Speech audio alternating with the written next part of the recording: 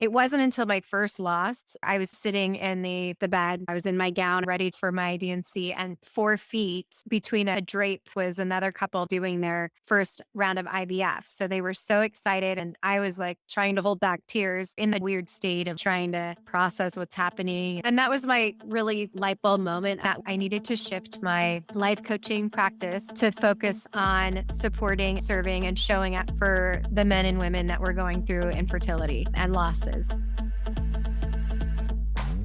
Are you done with being that pregnant or postpartum mom in the gym who is always stuck on the sidelines feeling horrible? Saying, how come no one ever told me this? Are you ready to finally say no to a mom life filled with excess weight, injury, overwhelm, and fatigue? Then help is here. Welcome to the Strong Moms Fitness Podcast, where we dive deep into the information you need to be the strongest woman in and out of the gym, even if you are a mom. If you are done going through your pregnancy or postpartum fitness journey clueless and unprepared, if you are ready to commit and say yes to being that badass fit mom who is shredded and stronger than before the baby, well, listen up.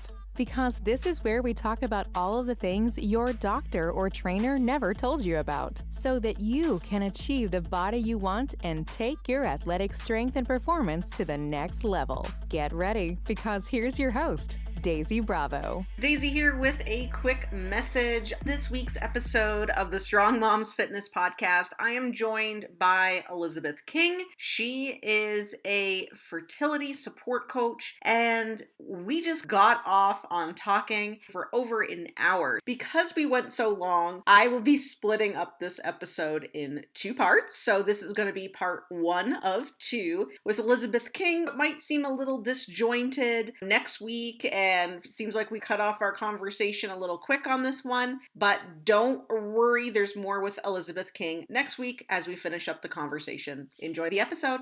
Hello, and welcome to another episode of the Strong Moms Fitness Podcast. Today, we are doing something a little bit differently here on the Strong Moms Fitness Podcast. We're talking about struggles with fertility, especially struggles with fertility in women that are 35 plus. Maybe you've been told that getting pregnant after 35 is going to be a struggle. Maybe bought into that narrative. Maybe you've been trying different methods of fertility and nothing's working. Maybe you're stressed out. Maybe you're doing all the things. You're doing the acupuncture. You're doing the diets. You've got the castor oil and nothing is working. You're just stressed out you're planning and scheduling sex and nothing is happening. Well, that's where someone like my next guest, Elizabeth King, certified fertility health coach, comes in to help. She is a master certified RACF life coach, birth and bereavement doula. Her mission is to help people of all backgrounds conceive a healthy baby and carry them to term. After having 3 children of her own after the age 40, Elizabeth believes taking a more holistic approach is the linchpin to success when attempting to conceive. She has helped hundreds of women achieve their dreams of conception and parenthood in over 20 countries around the world. She supports clients through natural fertility, IVF, miscarriages, early pregnancy, post-traumatic stress disorder, and new parent support. So it is my pleasure to bring Elizabeth on today to set the record straight with all those myths out there and to squash those myths and give us some truth and some reality that pregnancy after 35 is definitely something that is doable. It's nothing to be afraid of, and all you need is a little love and support. So I am really excited to bring Elizabeth on the show today. Elizabeth, thanks so much for joining me today on the Strong Moms Fitness Podcast. And before we get started, I want you to just jump right in, tell us who you are, how you help women, and how did you end up in this line of work? Yes, my name's Elizabeth King. I am an international fertility coach. So I help men and women all over the world, which I'm so grateful to do. And everyone that comes to me comes with a different experience. So it's not really a one-stop shop. It depends. Some people come before they're starting to even begin to try. Some people come after they've been trying 8, 9+ years. So we meet them where they're at and figure out what that means for their particular situation and help them get to their positive pregnancy test sooner and more efficiently and effectively, and hopefully with spending less money. I do love that. And how did you end up? Is there a story that got Ah. you into helping women that are struggling with fertility? Yes. So I was single from 30 to 40. Had a divorce at age 30 and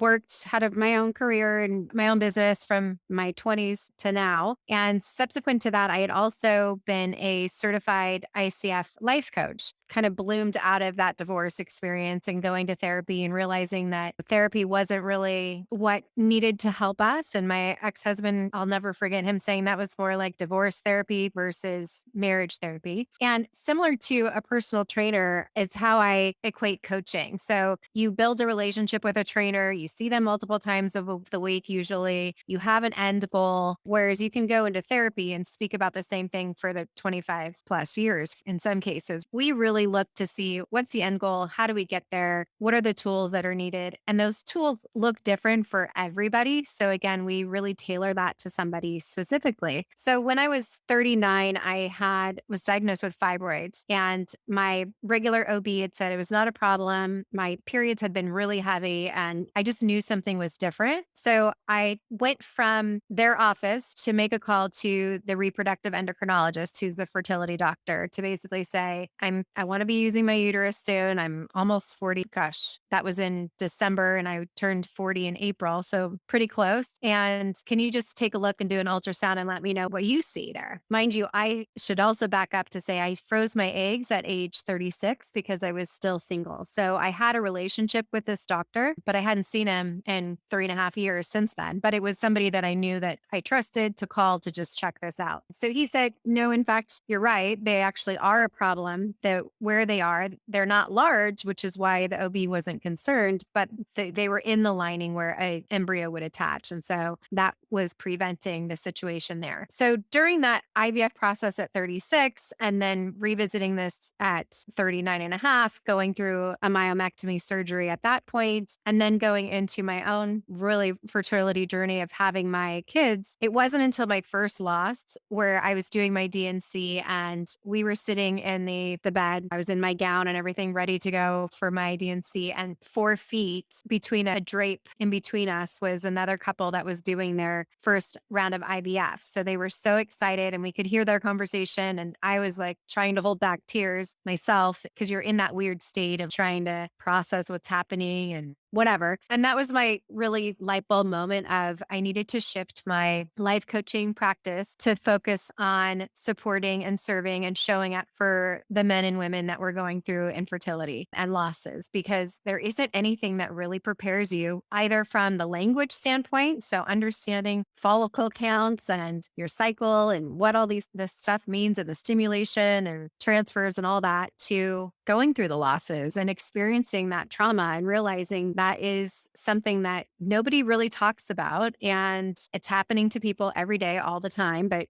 until it happened to me, I didn't recognize, oh my gosh, this is why people don't talk about it, because you do feel guilty, embarrassed, ashamed, all these weird emotions, even though you logically know there's nothing wrong with you, you feel like there's something wrong with you. And so that was really the catalyst of, okay, this is where I need to be in my life. This is where I need to show up. And that's the birth of the fertility coaching for me. Pretty wild. I can't believe they put you two right next to each other. Although maybe it was a twist of fate that you were able to turn that around. I know some people wouldn't be able to rise up from that Yeah. particular experience. And it's really impressive that you did. You could have taken it a whole other direction. So I really commend you on that. My question for you've been in that bed, you've experienced that. How do you actually take that experience and transfer that into a modality or coaching to take someone from A to B? Do you have process that you take women through, or is it just individual? How do you start to work with someone that's just suffered from so much trauma and so much grief? It depends on what their experience is and where they're at in the process, how far along they're in their loss, what got them to that point. Everybody has a different story. Everybody has a different experience of how much it affects them. Some people feel extremely devastated, and some are like, that's just what happens and it wasn't meant to be, and they can move on really easily. That was not the situation for me. So I resonate more with the side of, okay, if this was meant to be and then it was just pulled from me, what's the bigger picture here? What's from a spiritual aspect, even like what happened there? Why is this not happening for me? So a lot of the work that I do with people is to really gauge where they're at, what they feel like if they have any limiting beliefs that they're not even aware of. So we work on the subconscious beliefs as well. Is there anything that they have blocks that they're not aware of that we can work through? And then also really healing that grieving process. So specifically for the losses, let me hear your story. I want to hear about that. What was it like when you were trying to get pregnant? How long did it take you? Did you guys do any ART?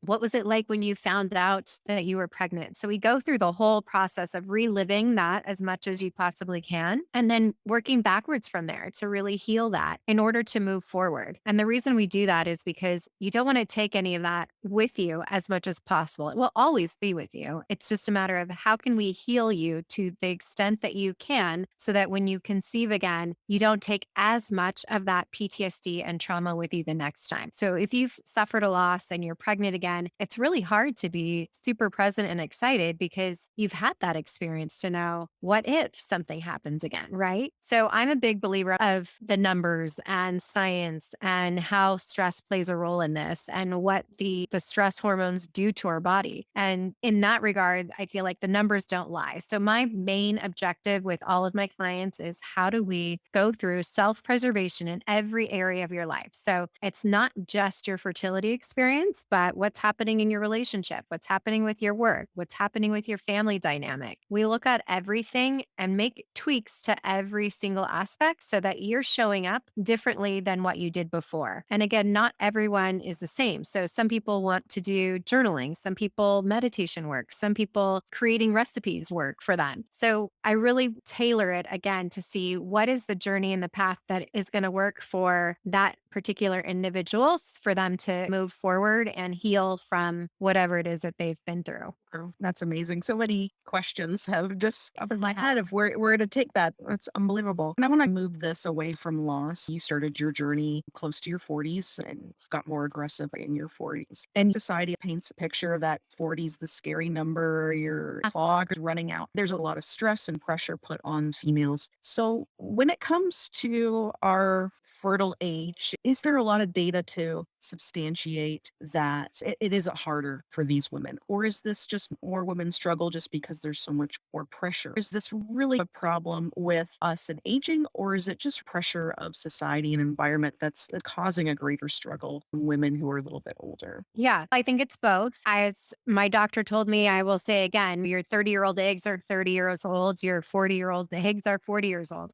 It is what it is. We're born with the amount of eggs that we have, and that we can't change. What we can change, though, which is we now know, is that cellular growth of the eggs change every 120 to 150 days. So we do have the ability to affect change to some degree to those eggs. And that's basically like an egg wave cycle, I like to call it. So if you're starting in January, your specific protocol for you that you worked with through your coach to say, okay, this is what I'm going to try to do to improve my eggs. By June, that whatever you've been doing is now going to show up in that egg quality. So there is some, I don't want to say that biological clock doesn't exist and there's no such thing as that. There is, of course there is. However, there is that other side of it, as you mentioned, that is society based. We take on a lot of that stress of believing, oh, I'm over 35, I'm a geriatric mother or advanced maternal age. Yeah, that's okay. Taking on that and accepting that, I feel for me, that I didn't let that in at all. Was it a reality? Yes. Was I told that? Yes. Was I shown the slideshows from 4 different doctors about statistically how likely I am to conceive on my own and said I needed to do egg donors? Of course. Yes, I get it. Like it's drilled into us very very much.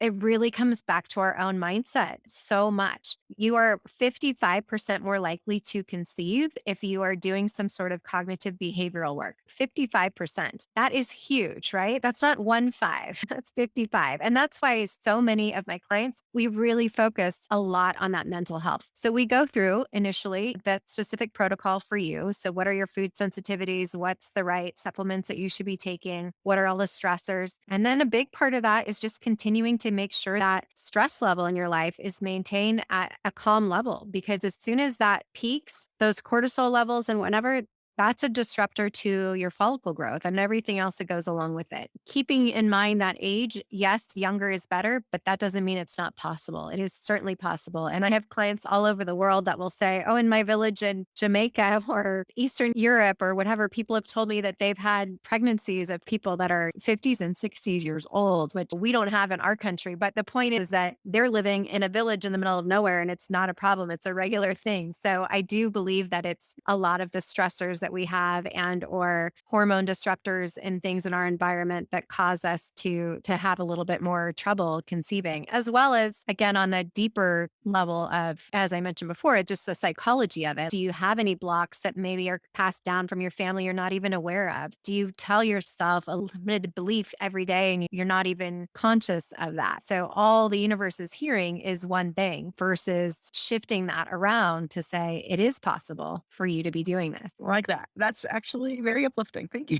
You still sob story. It is what it is. And I appreciate you saying that there's hope. You brought up stress in this society it's insane for a lot of women. Now, and you're saying to keep the stress down. How do we start to do this? It's easier said than done, especially if we've got a career, we're trying to make a baby, we're following our cycles, and it's no longer fun. So how do we start to balance out our stress? Totally. And I feel you so much because everybody just says, relax and don't stress and you'll just get pregnant. And when you're trying, you want to punch them in the face and be like, yeah, this, if you were only in my shoes, you would realize it's not that easy to do. And I get that. And I don't take that lightly at all. And that's why you really have to figure out for you specifically, what does that mean and what does that look like and what is possible within your life? You know what it means for you to get a little bit less stressed. And especially if you're getting that negative test every month and you're tracking your ovulation and you feel like you're doing everything you possibly can and you're ticking the boxes and you're type A and it's so frustrating, right? Of like, where do I even begin? And then as you keep going and it's not working, you become more and more stressed, right? Because you're aware of this time clock and how is this going to happen? And what are the next big decisions we need to do? Are we doing IUI next? Are we doing IVF? Are we both on the same page? Is it causing conflict in our relationship because somebody's more on board than the other? All of these things, the more that you talk to somebody about them, the less stress you're going to have, right? If you have somebody to help you navigate these things and bring you back in and stop that negative cycle, you'll be able to say, oh, okay, I'm getting triggered by this. And we talked about me doing this. So it's literally in your brain. You're so used to going this direction. And then we want your brain to start pointing to the other direction. And through a coach or somebody to help you process that helps because, okay, we talked about this. I know what I'm supposed to do when this happens. I'm going to do XYZ. And again, that's different for everybody. Some of my clients, it's cooking. So if they're at work and they're not able to like literally go cook something, they know that they're going to pull up an app on their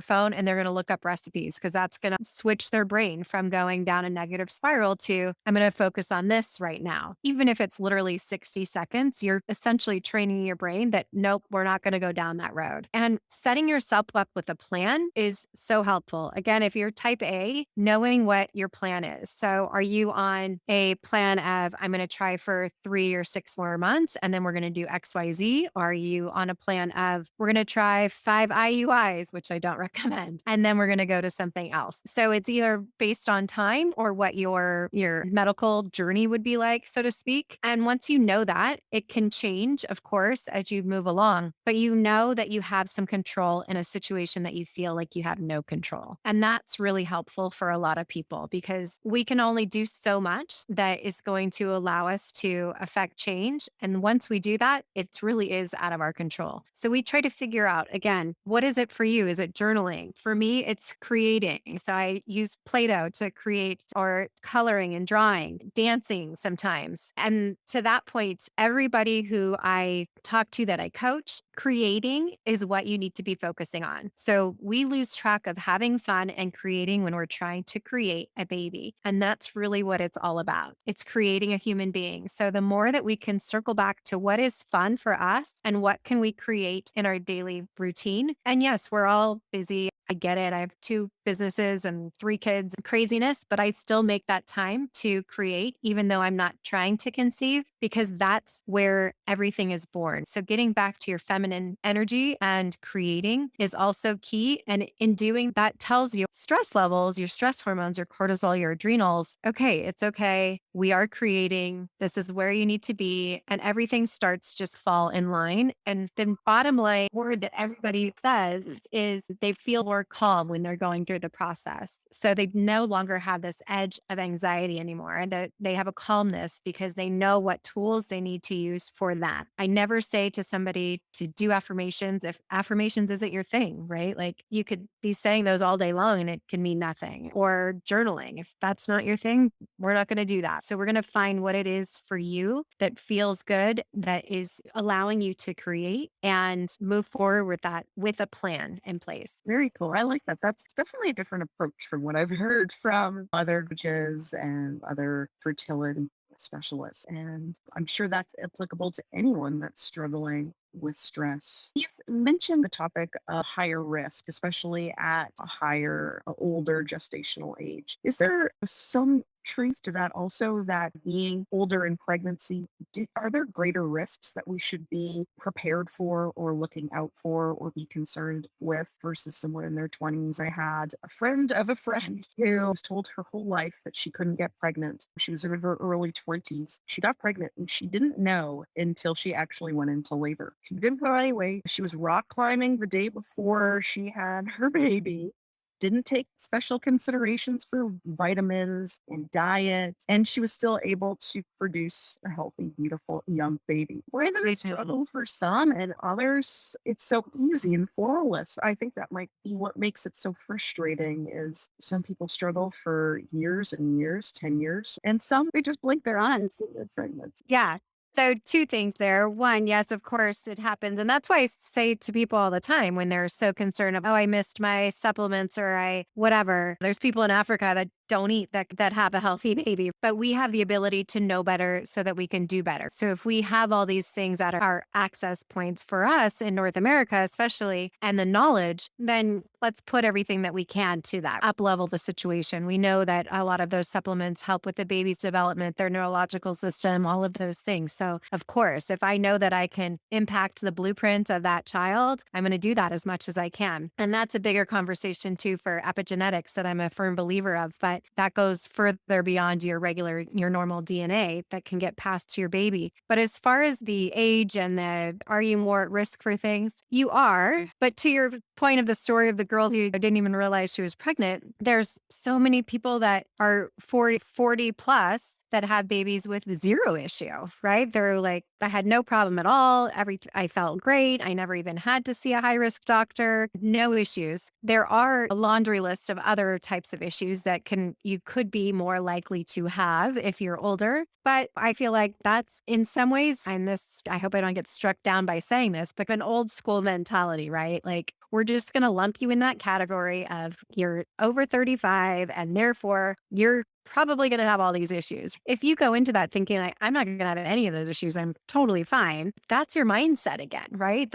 You can easily go through a pregnancy over 40 with no problem at all. I have clients that are 43, 47. Actually, one just had a baby at 48 two months ago. She never saw a high risk doctor. She's 48. That's crazy because she was totally healthy. No issues with her placenta, no issues with anything else. She went on her regular visits, but there was nothing that really considered her to be high risk. Her blood pressure stayed normal the whole time. So that being said, how I would always say it to myself when I was having losses in my 40s and I was having complicated pregnancies, I also knew people in their 20s and 30s that were having the same issues. So that's kind of how I chalked it up to, is like people's in their 20s and 30s are having losses. So that's not necessarily because of my age, or other people are having issues with their placenta and they're not 44, you know what I mean? So I just switched the narrative in my mind of this is not because of my age. It's because whatever. That's just the way that my body's reacting to this. And we all have a choice to buy into what society is telling us and to accept that. I always say it's like a calendar invite in your email, right? Yes, I'm attending, or no, I don't accept that. And my thing was like, no, thank you. I don't accept that. Yes, I know that I'm 44 years old having a baby, but this is what was for me. And I don't need to sign up for all the rest of the kind of outside noise that people would put into that. Yeah, you get to that age, and I think people go in with that mindset. They go in with the fear that something will go wrong because someone told them that, probably pretty likely. But I do like that you said, no, I don't like that narrative. I'm changing it, or I'm going to take control. That's definitely very empowering. So I wanted to move directions and talk about things like IVF and RUI and medically assisted methods of fertility. Help women who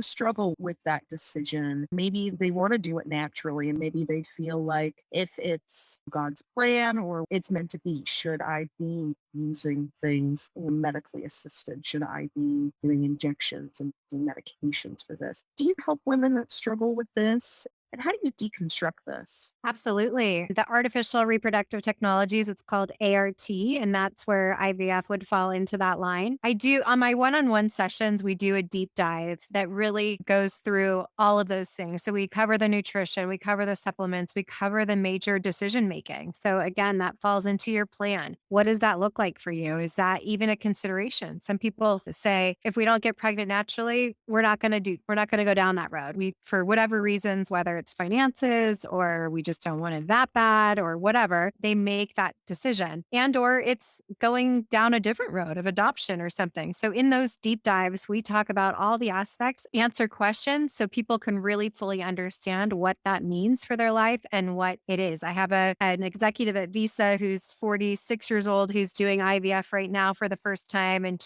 if I would have known that it was this easy, I wouldn't have waited 2 years. She had this idea in her head that it was something really horrible to go through. And granted, it's not easy, but we take on, again, so many subconscious messages that we're not even aware on social media, wherever it is that get your information from, whether it's you heard a story from somebody at some other time or whatever, you can't undo that. And that's why I often put people that work with me on social media diets because I don't want them hearing other stories because they take that on. And every individual is different. So whether you're doing your first round of IVF or you're going to do an IUI, which is basically they're giving you some stimulation for your follicles, your eggs, and then you take a trigger shot and you do an insemination, or you're doing an IVF round, which is, again, they're giving you medication to stimulate your follicles and your eggs, and then they extract your eggs and fertilize them with sperm, test them, and then do a transfer back into the uterus. Either way, those are really big decisions, and being fully informed about that, making sure that you've interviewed the doctors that you're going to be working with, know what their lab results are like. The labs that are associated with these clinics are so important because that's really what's going to be sent those places, and knowing what you're working with, your history, and pairing you with the right medical team is really important. So, as well as their personalities. Some doctors are very dry and old school or whatever, and they have a lot of success, but that's the way they are. Other people want somebody who's more friendly or compassionate or empathetic or whatever. So finding the right fit for you as well is going to be huge if you're starting to consider these things. And again, doing a deep dive to really hone in on what it is going to be important for you to make that next step, and understanding all those aspects, even from a financial perspective. What is a ballpark that you're dealing with if you're going from an IUI to an IVF? And is that something that your insurance would cover? Depends on what state you're in with insurance companies and whatnot. But most of the time, depending on your insurance plans, it's most likely not covered. And so understanding what that means or what aspects would be covered is also something that we go through in the deep dives. So you really have a much better understanding and you're much more educated to make a better decision going forward with it. Just to know, yes, this is the right decision for us, or to verify, no, now that we know this is not something that we are willing to go down and we want to maybe try adoption or something like that. I appreciate that. Thank you. Alrighty, this is our halfway point, and it seems like the most logical spot to put a stop on our conversation. Next episode, we're going to talk about environmental factors, exercise, diet, and nutrition that can play an impact on fertility and infertility. I'm going to leave you on a soap opera cliffhanger so that you join me next week for the remainder of my interview